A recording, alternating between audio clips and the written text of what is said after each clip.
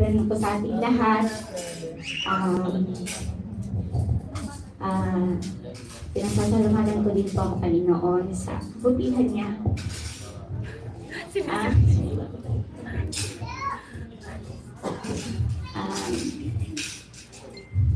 Hindi naman limit sa inyong lahat. Past month, for sa pag-uwi ko last month, September 4, actually 40 days na yung mama tuloy pala. I just remember. So, sabi sa Matthew 5:4, blessed the people who mourn, for they will be comforted. Kasi ramdam na ramdam ko ang pag-comfort niya sa akin at sa aking pamilya. So, I praise God and I praise God sa puso tumanggap, sa puso namin tumanggap ng pamilya ko sa pagkawala ng mama namin. So, yun yung pinasasalamat ko sa Panginoon dahil hindi niya kami pinabayaan throughout the way ng mama ko until now na nagkabalik ako. Pati yung ate ko po, pabalik na din po siya from Riyadh. Sa Philippines, sa pag-uwi niya din.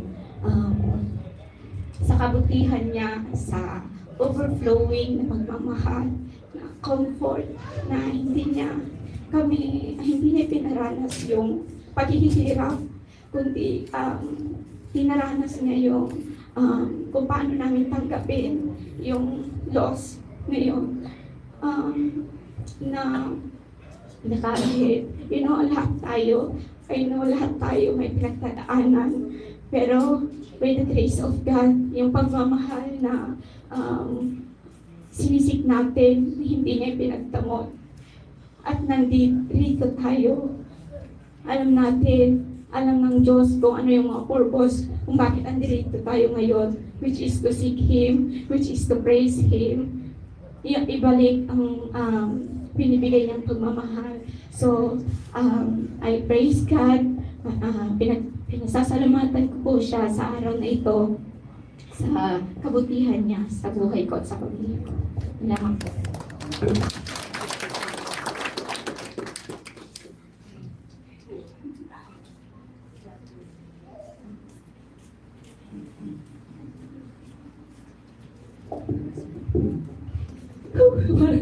Ano bigat ang sinundan ko din si Lisa. Saan ko mag-umpisa? So, the last time na nag-testimony ako, yun yung pagdating ko dito sa atin. So, i-testimony na okay na si nanay that time.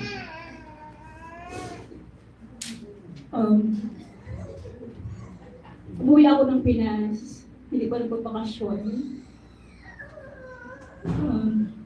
Last September 16, my mother passed away.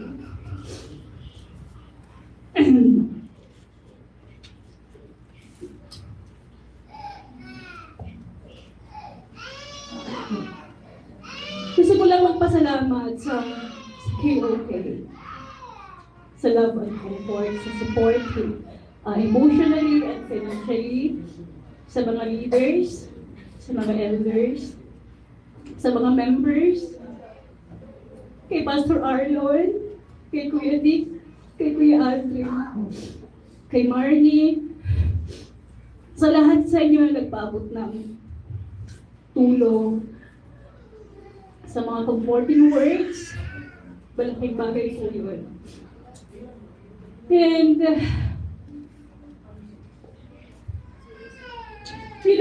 yung love talaga ni God kapag nakakilala tayo. Kasi biglaan yung pagkawala na nanay ko. Though, alam namin na wala ng cure yung sakit niya sa puso. Pero kasi, Lilit up namin lahat kay God. Nasa kanya actually kasi naging okay na siya. Pero nung araw na yun, September 16, nag-my day pa siya. Nag-my day siya. And blooming yung nanay ko nung araw na yun, naka-fully make-up. Tapos, bawal kasi siya magkikilos. So, bumili pa siya ng isda para magluto. And parang nag-ano si tatay kasi si nanay, nagpalit ng mga kurtina, naglinis. Yung mga pinalit niyang kurtina, mga puti. So, hindi si nanay kasi hindi siya kumakain ng madami. Tapos nung araw na yun, nung namatay siya, nagulat si tatay, kumain siya ng madami, as in madami talaga, isang bandihado, yung pang-anuhan ng kanin. So sabi ng tatay ko, ang dami mo naman kumain ngayon. Tapos sabi ng nanay, wala, para magana lang ako kumain. So parang yun na pala yung sinasabi nilang last meal. So yun na yun. Yung during our difficult times, kung hindi kami kung hindi ako nakakilala kay Lord, so sobrang sakit. Sobrang dami kong, ang dami mong tanong na, Lord, bakit pinakasa mo kami? Okay na siya. Tumaba siya. Si nanay kasi mahilig yung sumayaw, so nagsasayaw siya. Wala na sa akin talaga. Nagdilig lang siya ng after kumain. Nagdilig lang siya ng halaman. Kaya sabi niya kay tatay, hindi na daw siya makahinga. Kasi hindi na siya umabot sa ospital. Kasi doon arrival lang. Alam mo yun, alam niyo, mga kapatid, ang dami kong realization na dati kasi kapag sinasabi nila na kapag andyan pa yung parents niyo, huwag niyo sayangin yung oras. I'm so sorry. Huwag niyo sayangin yung oras niyo na yung iba kasi sa atin ay nahihiya na magsabi na I love you, Nanay. I love you, Tatay. Parang masasabi na lang natin yun kapag nakahiya na sila sa kamangkong. I have so many regrets na sana pala hindi ako nahiyak kay nanay magsabi ng mga problema kasi pinoprotektahan nga namin siya kasi nga ayaw namin siyang nag-aalala. But you know what? I found myself na sinasabi lahat kay nanay na nagkaharap na ako sa kaba ako.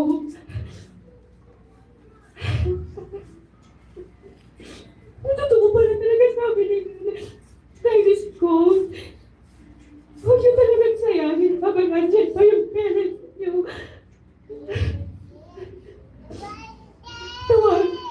Tawagan niyo. Dati kasi, kapag tumatawag si nanay, lagi ako kinakabahan. Kasi sasabihin niyo, kailan ka magpapadala.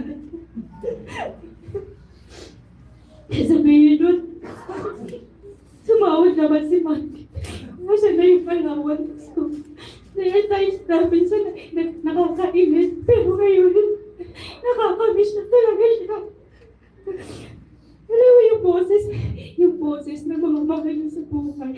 Yung kahit maririnig nyo lang. Alam mo yung sayangin, yung pagkakataon na pag tumatawag sila, sagutin nyo or call them back. Kasi yun ang hindi ko nagawa. Namatawag si nanay ng alalay.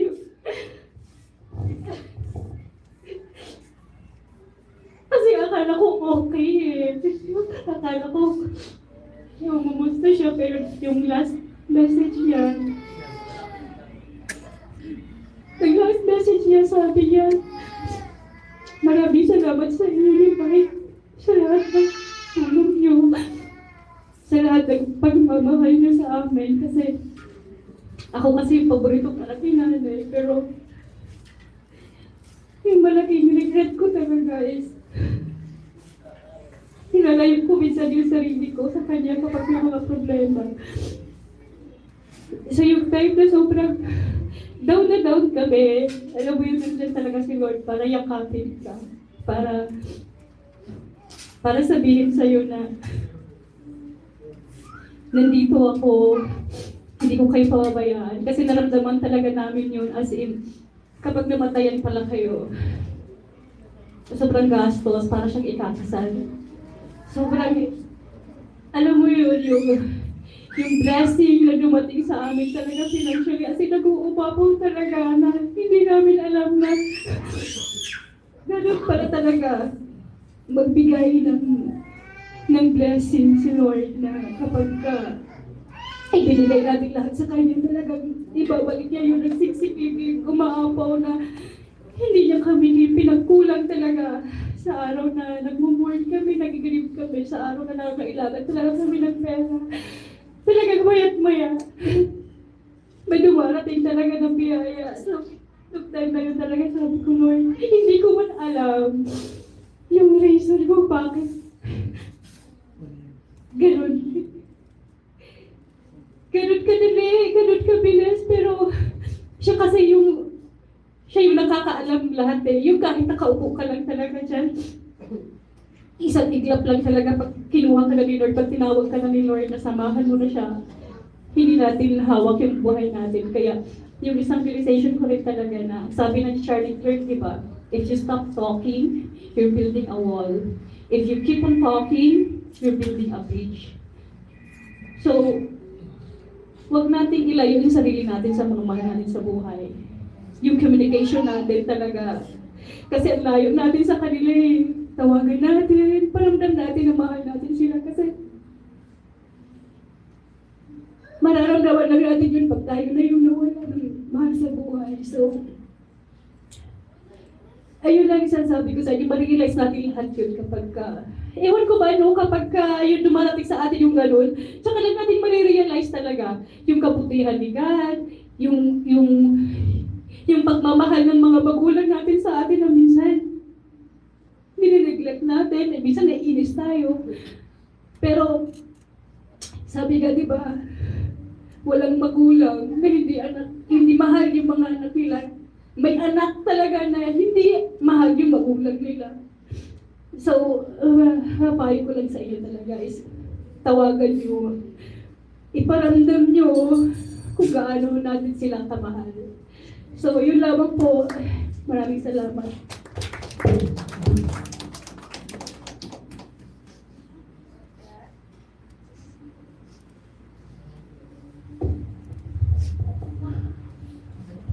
Amen.